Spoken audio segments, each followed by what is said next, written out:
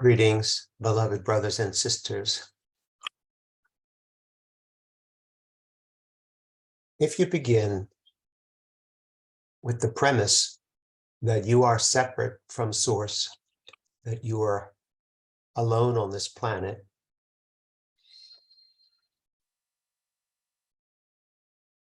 it makes sense that you would try to acquire as much knowledge as you can about how to survive while you're here.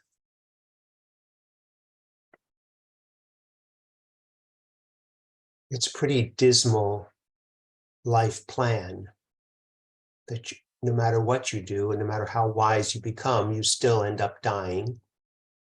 Nobody gets off this planet alive. And these beliefs are passed on from generation to generation. It makes perfect sense that believing yourself to be separate from God and separate from everyone else, and realizing that at a certain point, no one can save you except yourself,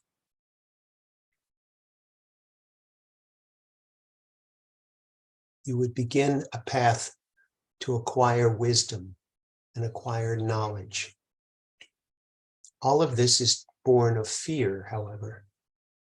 And while it's interesting to learn, and we all have the capacity to learn, if what you're learning is ultimately to stave off the inevitable,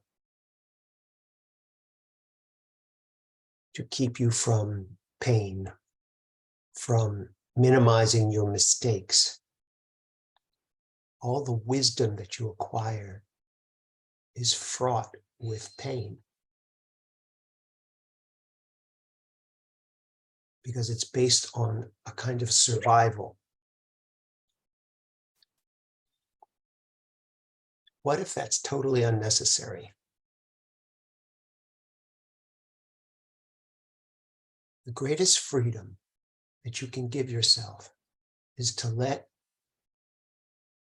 this idea sink deeply into you, that you don't know what anything means, and you don't know what anything is, and you don't know what anything is for, and you don't know the significance, and you don't know the future, and you don't know what led to what, or what leads to what. If you really let that sink in, you'll realize how that releases you from fear.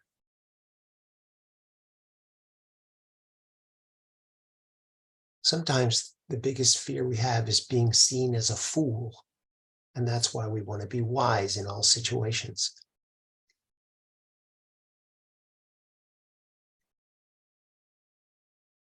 But I'll remind you of the song, "The Fool on the Hill" by the Beatles.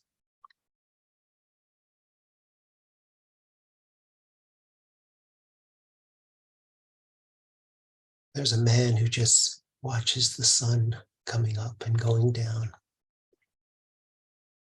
sees the world spinning round,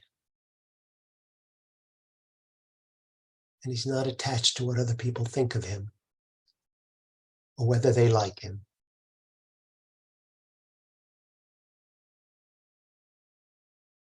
It's fine with him that he's perceived as a fool. He knows something. And when you know, that's very different from collecting slogans and witticisms and wise sayings and applying them where you can. When you really know from a place of not being certain about what you thought you were certain about,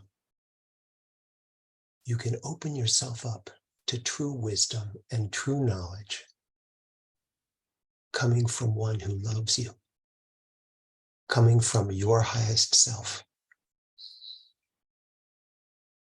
And then life is very different. You can play with the knowledge that you're okay. And the wisdom you need will be applied as you need it. Not only that, you can release this codependent game of trying to fix everyone and everything around you so that you don't have to experience the pain you'll feel when they make a mistake. There are no mistakes. You don't know what anything is for. Therefore, what can you do with the time that you have here? Just be the love that you are and see the magnificence in others as you see it in yourself. These beings that seem to need correction don't need the kind of correction that you might believe they do.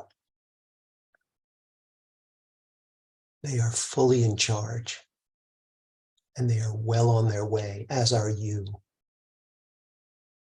to realizing that they're already home, and they have all the power, and so do you. It starts with the recognition that you don't need to be wise, and you don't need to protect yourself. You just need to be who you are, which is love. And let whatever you need be given to you in every particular moment for the good of all,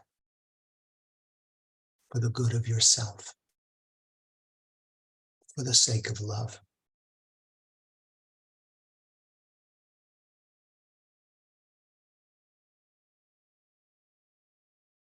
I love you very much, and I'll speak with you again soon.